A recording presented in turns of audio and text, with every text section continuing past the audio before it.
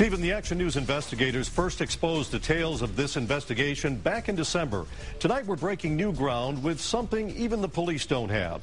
These guys accused of being rogue cops were actually caught on tape during a drug raid. We've got the recording, and it's not flattering for one of the cops who's now facing criminal charges.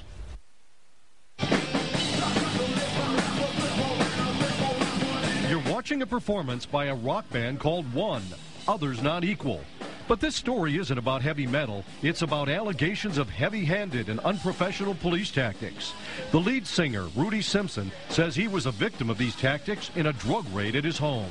It all centers around this man, State Police Lieutenant Luke Davis, who's now facing corruption charges. In June of 2008, the Omni Drug Task Force, headed by Lieutenant Davis, executed a search warrant on Rudy Simpson's Monroe County home. They based the search on an anonymous tip and a marijuana stem they said they found in the garbage. When the cops came in, Rudy's band was practicing in this basement recording studio. What the police didn't know is that the microphones were hot and everything was being recorded. Take a listen. Hope they're not mixing. But they were mixing, and two cops take turns singing on the mic, not knowing the whole thing is being recorded. I love rock and roll. Looking back on the memory. While those cops were in the basement, Rudy, his friend Jeremy, and members of the band were taken upstairs, where Lieutenant Davis and other task force members were searching the house. They were shocked by the behavior of the police. Very unprofessional, almost thuggish. I felt violated and almost like if it was a game to them. Going into kitchen cabinets, eating cookies, and going in the refrigerator, eating stuff out of the refrigerator. It was very unprofessional. And it wasn't exactly a big drug haul for the cops either. 4 ounces in the bag.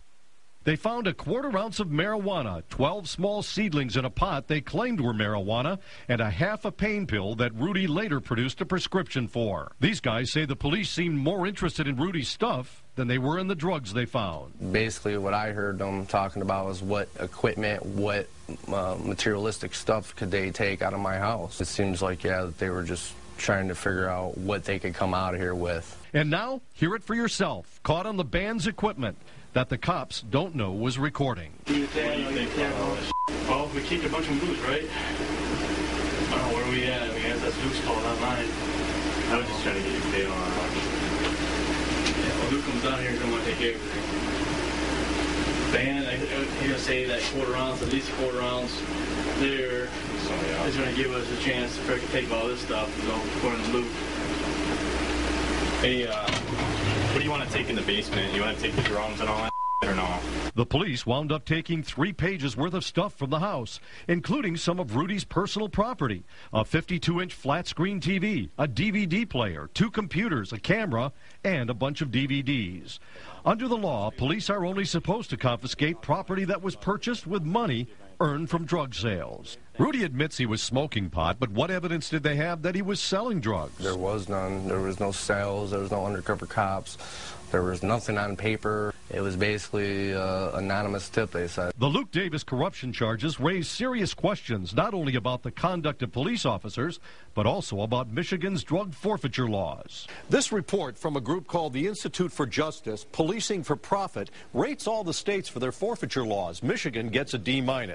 In Michigan, in a drug raid, they can take your property just with probable cause.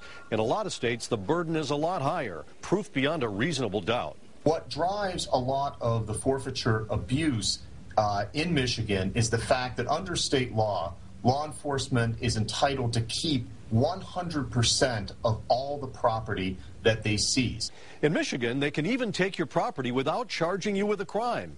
And I've learned that's what investigators are alleging happened in the Luke Davis case. Rudy Simpson was charged for the marijuana and a half a pain pill, even though he had a prescription for the pain pill. Simpson had another marijuana charge from 10 years earlier, and he says the prosecutor was playing hardball. You either take the charge for the half of Loracet from the prescription I had, or we're going to hit you as habitual, and you're looking at prison time for a quarter ounce of weed. Rudy Simpson says he had no choice. He pled guilty and did some time in a halfway house. He says he decided to come forward and tell his story to Channel 7 after seeing our investigation on Luke Davis back in December. Rudy Simpson claims the Omni Narcotics crew also took $400 cash and a gold ring that was never even listed on the search warrant return. That allegation was denied by the prosecutor in court records. Where was the stuff they were taking going? Well, according to the charges that came down today, Luke Davis's friend was holding sales, selling this stuff, and then they were splitting the proceeds. Garage sales. That's what they're saying, yeah. And it's supposed to be going into the police department to fight drugs and into the prosecutor's office. And we'll see what happens when this case goes to court. You continue to follow it, and we'll be ready for your reports. Thank you so much, Scott.